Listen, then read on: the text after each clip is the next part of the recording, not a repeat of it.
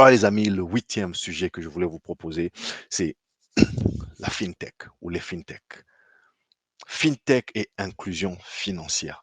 Les amis, ça c'est un autre sujet que nous avons suivi avec beaucoup d'intérêt durant 2022. Et à chaque occasion, on n'a pas loupé une occasion d'analyser la fintech. La fintech, en un mot, c'est l'usage des technologies numériques dans les services financiers.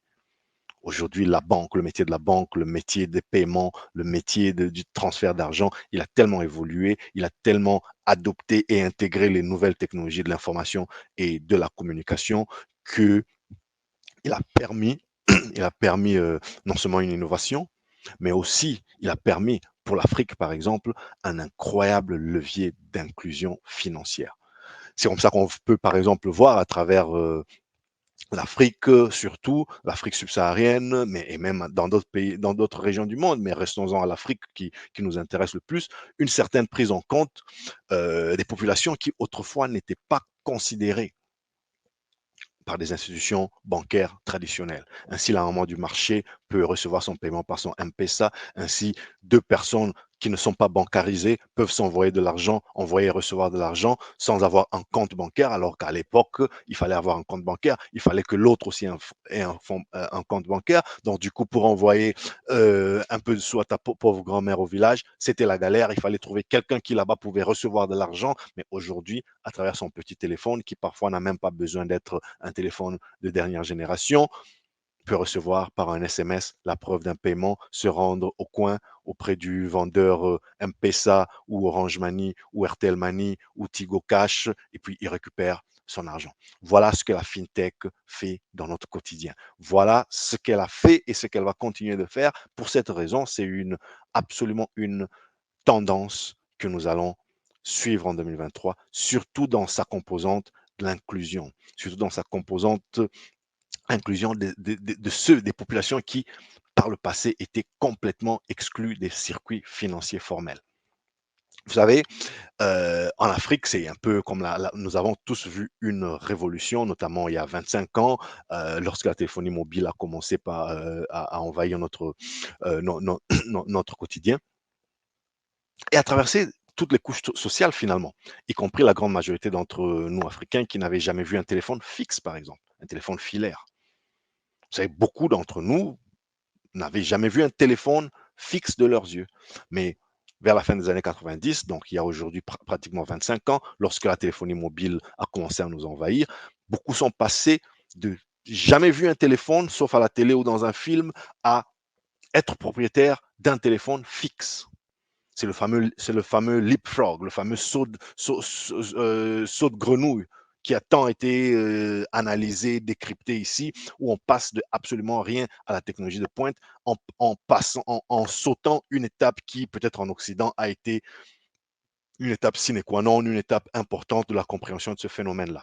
Vous savez, en Occident, ça fait 50 ans qu'ils ont des téléphones, ça fait 40 ans que chacun a un téléphone chez lui, ça fait 20 ans que les cellulaires commencent à arriver, et jusqu'aujourd'hui encore, il y a des personnes qui ne considèrent pas qu'il peut être concevable de vivre sans un téléphone fixe à la maison, quand bien même on a un cellulaire.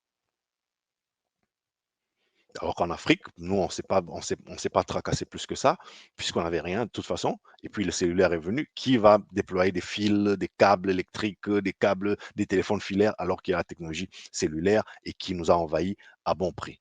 Donc voilà un peu le leapfrog que je vous signale et qu'on a décrypté ici et ailleurs et que nous continuerons à observer.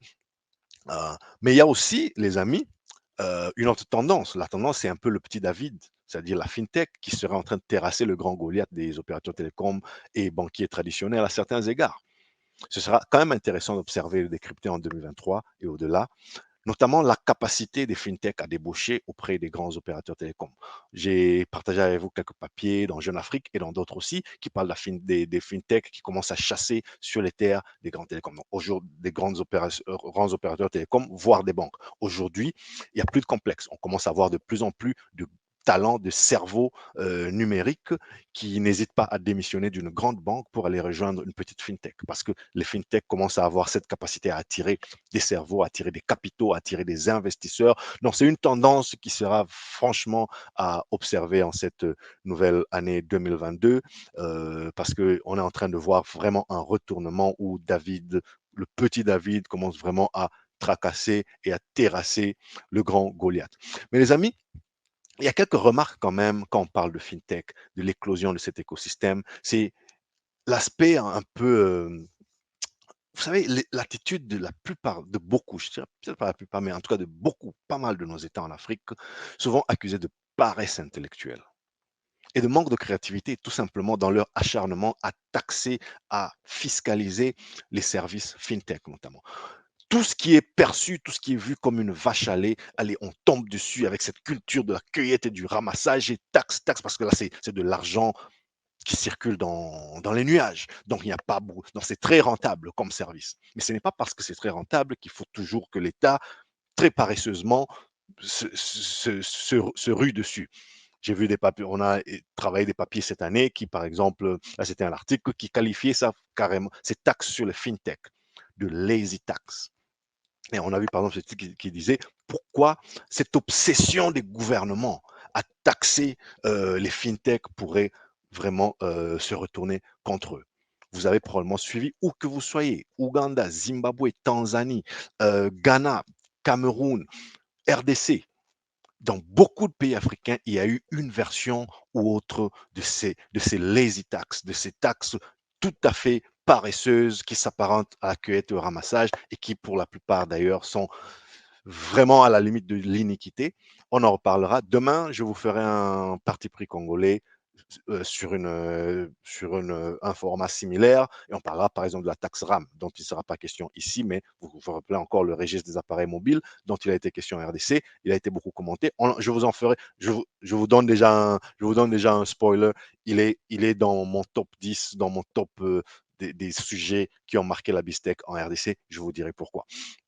Donc voilà, dans chacun de ces pays que vous pouvez voir là, il y a eu une version et une autre de ces taxes sur le mobile money qui est en fait qui n'est pas très intelligent à mon humble avis et à l'avis de beaucoup